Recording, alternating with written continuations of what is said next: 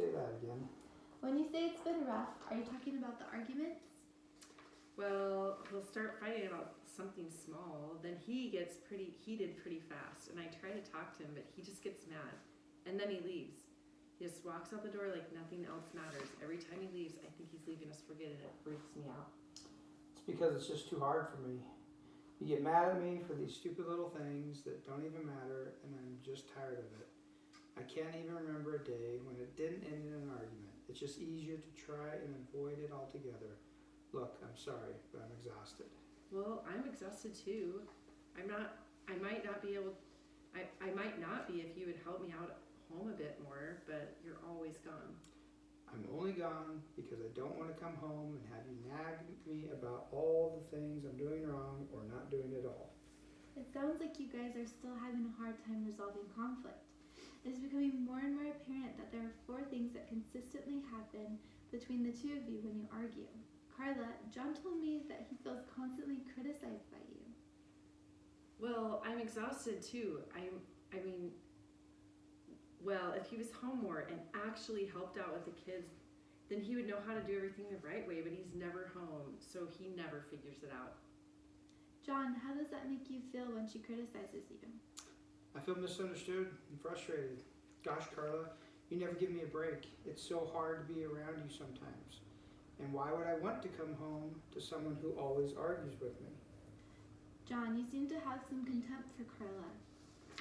For good reason.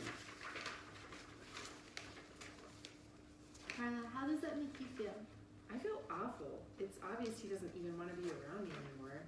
He makes me feel bad, and anytime I may have a suggestion to fix things, he just says that it's dumb, and I feel stupid. I'm not trying to make you feel stupid. I don't always mean what I say. Then why say it? I get frustrated, and sometimes words come out that aren't true, but I say them hoping you'll just back off. But you don't. You push, and all I can do to not lose control is to just leave. When it gets so tense, I just have to leave. John, I also notice that when Carla does bring up something you do that frustrates her, you tend to get defensive and put the blame back on her. Well, most of the time I haven't done anything wrong. She's just trying to pick a fight.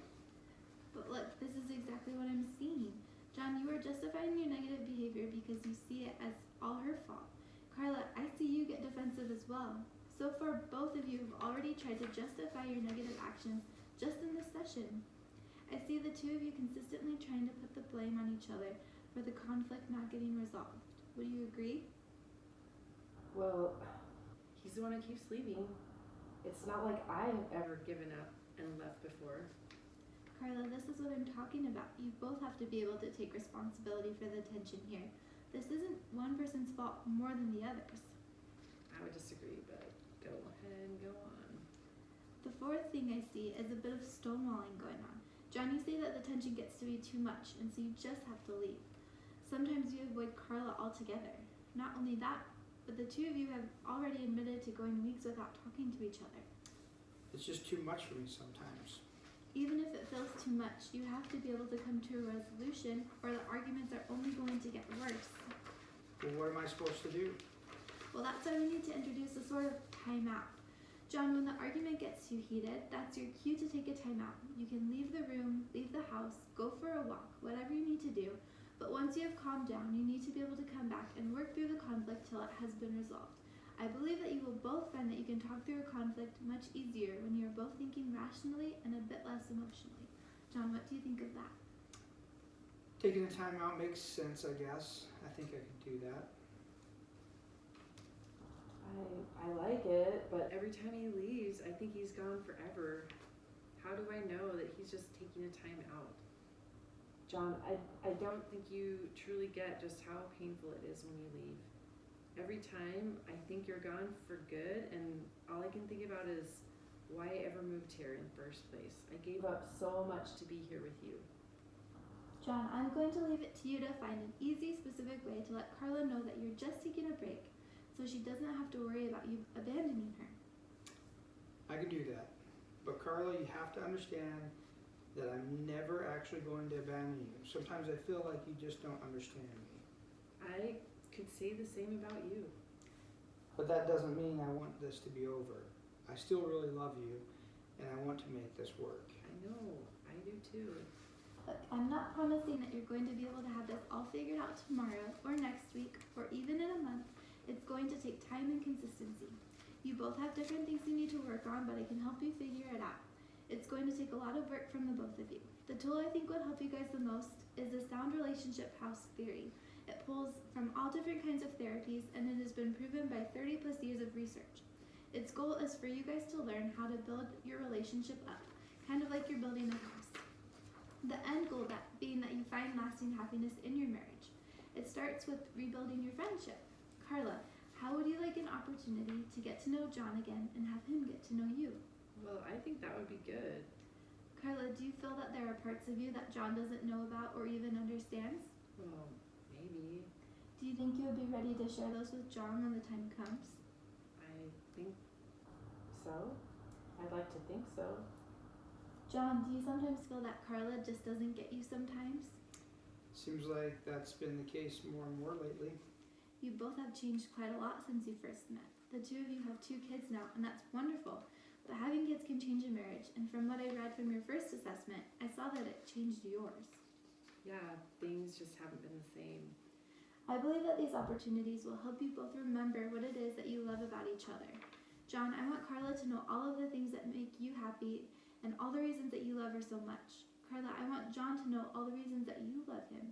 I want you both to rediscover each other again. John, what do you think about that? I don't know. I guess it would be good. If it's okay, I want to give you guys opportunities to get to know each other better and rediscover the things that you love about each other. I want to help you find that spark that you both had when you first met. Are you sure it's not a little too late for that?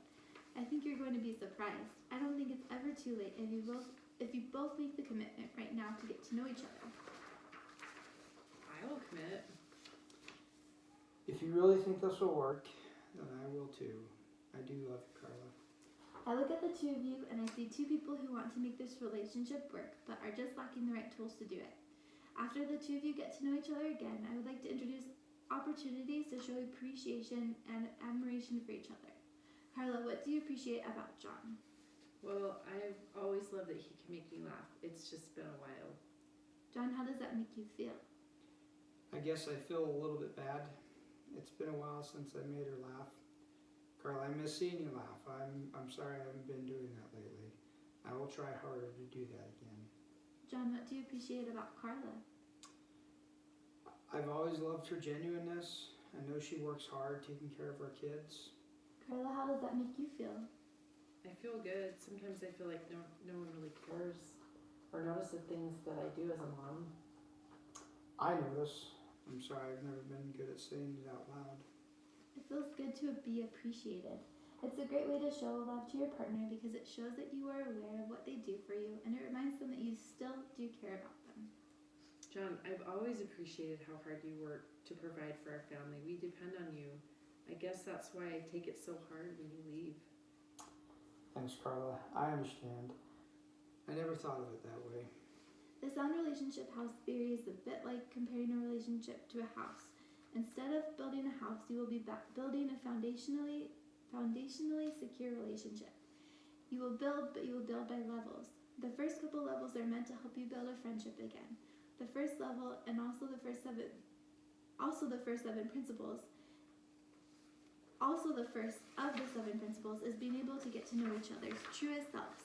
The second level is learning to share fondness and admiration for each other. The third is learning to turn towards each other instead of away from each other. The fourth is creating a positive perspective within the relationship. The fifth is learning to manage conflict. The sixth is learning about each other's dreams and being willing to support each other in them. The seventh is to create shared meaning together. And these levels are being held together by 2 components, commitment and trust. Those components will strengthen as you work to build up your relationship house. So what do you guys think? It sounds like a lot of work, but I'm willing to figure it out if you are, Carla. I agree. It does seem like a lot of work, but honestly, it excites me. We haven't tried to do any of those things, and I think it would really help. Look, I believe the 2 of you can figure this out. I see the love is still there. I'm going to send you guys home with some homework. I want you both to take the next 2 weeks to come up with reasons why you love or appreciate the other. I want you to connect those reasons with experiences from the past or the present. Then I want you guys to come back in 2 weeks and we'll go over them. John, is that something you think you could do? It sounds easy enough. What about you, Carla? Yeah, I'm up for it.